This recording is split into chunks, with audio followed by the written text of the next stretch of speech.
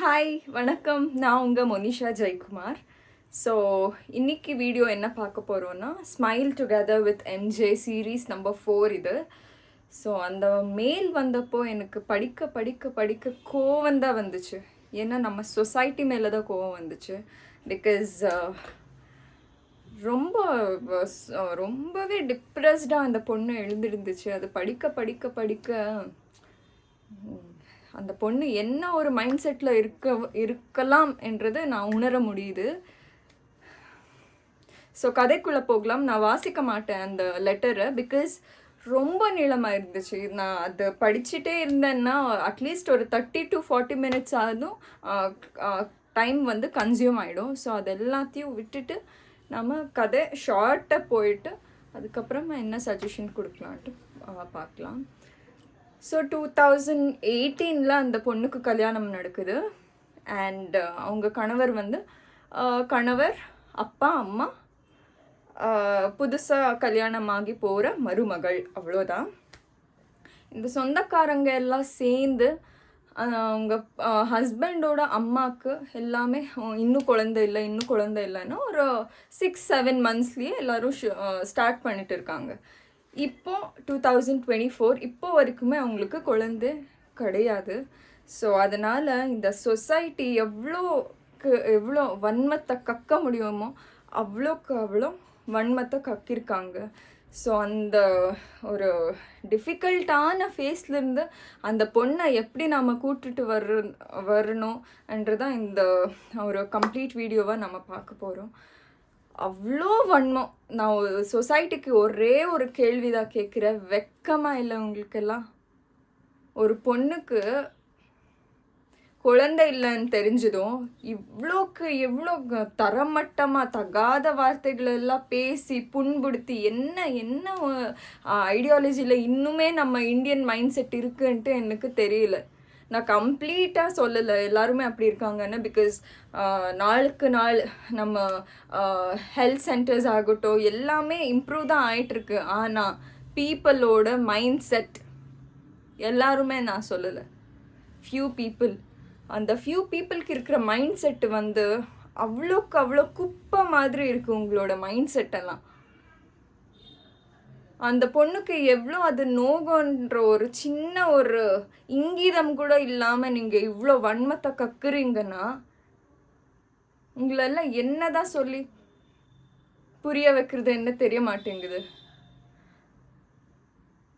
உங்கள் வீட்டில் உங்கள் வம்சாவளியில் இல்லை உங்கள் குலப்பெண்ணை, உங்கள் மருமகளை, உங்கள் பெத்த டாட்டரை அந்த மாதிரி எல்லாம் அவ்வளோ வன்மத்தை கக்குனா வேற அவங்க சும்மா இருப்பீங்களா?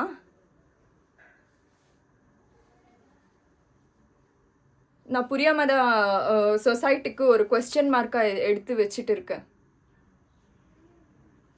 ஹஸ்பண்ட் அண்ட் ஒய்ஃப் வந்து ஒரு நல்ல ஒரு அண்டர்ஸ்டாண்டிங்கில் அவங்க அடாப்ட் பண்ணலான்ட்டு ஒரு ஸ்டேஜில் இருக்காங்க. ஆனால் நீங்கள் சொசைட்டி இருக்கீங்க இல்லை, உங்களுக்கு பயந்து பயந்து பயந்து அவங்க வந்து அந்த முடிவை எடுக்கலாமா வேண்டாமான்ற ஒரு மனநிலையில் இருக்காங்க. ஃபர்ஸ்ட் திங், அவங்களுக்கு குழந்தை இருக்கோ இல்லையோ உங்களுக்கு என்ன? அவ்வளோ வன்மம், உச்சக்கட்டம்னு சொல்லலாம். நாளைக்கு உங்கள் வீட்டும் இருக்கும். கர்மா எப்போவுமே யாரையுமே விடாது. அது நானாக இருந்தாலும் சரி, நீங்களாக இருந்தாலும் சரி. கர்மம் அண்ட் தர்மம் ஒரே ஒரு லைனில் நான் சொல்ல விரும்புகிறேன். தர்மம் வந்து நாம் கொடுக்குற அந்த அன்னதானமாகட்டும் இல்லை பணமாகட்டும், நாம் பண்ணுற அந்த தர்மம் வலது கையில் அது கொடுக்கறது இடது கைக்கு தெரியக்கூடாதுன்னு சொல்லுவாங்க பெரியவங்க, நம்ம முன்னோர்கள் எல்லாம். ஏன் அது சொன்னால் ஃபார் எக்ஸாம்பிள், நான் ஒரு ஹெல்ப் பண்ணுறேன், ஒரு 10 பேருக்கு ஒரு புக்ஸ் வாங்கி கொடுக்குறேன், இல்லை எஜுகேஷனுக்கு உதவுறேன்னு வச்சுக்கோங்க. அதை நான் உங்ககிட்ட ஷேர் பண்ணுறதோ இல்லை பக்கத்து வீட்டுக்காரங்கக்கிட்ட ஷேர் பண்ணுறதோ, ஏன் கணவராக இருந்தாலும் கூட ஷேர் பண்ணால் அது நம்மளுக்கு கர்ம வினை தான், கர்ம தான் வந்து நிற்கும். கர்மானா என்ன? பிகாஸ் அவங்க கேட்கல உங்ககிட்ட வந்து எனக்கு தானம் பண்ணுங்க, எனக்கு தர்மம் பண்ணுங்க அவங்க பிச்சை கேட்கல உங்ககிட்ட. ஸோ அது வந்து உங்களுக்கு கர்மாவாக தான் சேர்ந்து நிற்கும். நல்லது பண்ணுறதுக்கே நீங்கள் இவ்வளோ கர்மாவை எடுத்து சுமக்குறீங்களே, இவ்வளோ வன்மத்தை கக்குற நீங்கள் எவ்வளோ கர்மாவை முதுகில் சுமக்க போகிறீங்க? முன்னாடியெல்லாம் சொல்லுவாங்க நாம் இப்போ பண்ணுறதெல்லாம் நம்ம நெக்ஸ்ட் ஜென்ரேஷனுக்கு துரத்தி வரணும், நீங்கள் பண்ணுறது உங்கள் ரூபத்திலேயே எப்படியாவது உங்களை வந்து சேரும். ஸோ தயவு செஞ்சு சொசைட்டியில் எங்கள்லேருந்து ஸ்டார்ட் ஆகட்டும், நீங்கள் பார்க்குற ஒவ்வொரு வியூவர்ஸுலேருந்து ஸ்டார்ட் ஆகட்டும் இந்த ஒரு சேஞ்ச். லெட்ஸ் நாட் ஆஸ்க் கல்யாணம் எப்போ, குழந்தை எப்போ, குழந்தையோ பிறந்துடுச்சு, அந்த கலரில் இருக்கா, வெள்ளையாக இருக்கா, கருப்பாக இருக்கா, வை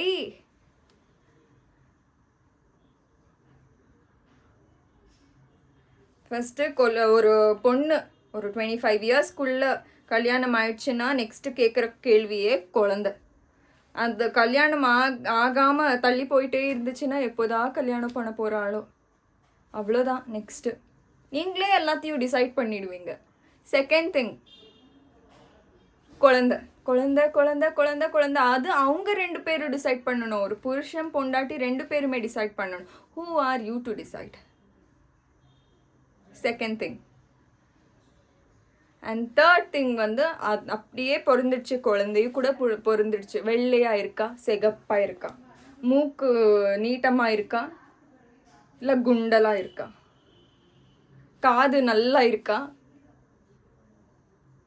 அந்த குழந்தைய குளிப்பாட்டுறதுலேருந்து அது டெய்லி போகிற மோஷன் வரைக்கும் எல்லாமே உங்கள் ஜட்ஜ்மெண்ட் படினா அந்த அப்பா அம்மாவுக்கு என்ன நீங்கள் இது பண்ண போகிறீங்க? ஆனால் உங்கள் வீட்டில் போய் எட்டி பார்த்தோன்னா நீங்கள் அப்படியே தான் இருப்பீங்க. வெறும் வேறவங்கள பார்க்குறது, ஜட்ஜ் பண்ணுறது, இதுக்கு தான் 4 ஃபங்க்ஷன்ஸ்க்கே போகிறீங்கன்னு நினைக்கிறேன். என்னோட 4th வீடியோவில் நான் இப்போது இப்படி கொந்தளிச்சிட்டு இருக்கேன்னா அவ்வளோ எழுந்து இருந்துச்சு அந்த அந்த சிஸ்டர். அவ்வளோ ரைட்டிங்ஸு அதெல்லாம் பார்க்க எனக்கே மனசு உடஞ்சிடுச்சு. நான் வந்து ஒரு சைக்காலஜிக்கலி எப்படி ஹெல்ப் பண்ணணும்ன்றதான் இந்த ஒரு சேனலை ஆரம்பித்தேன்.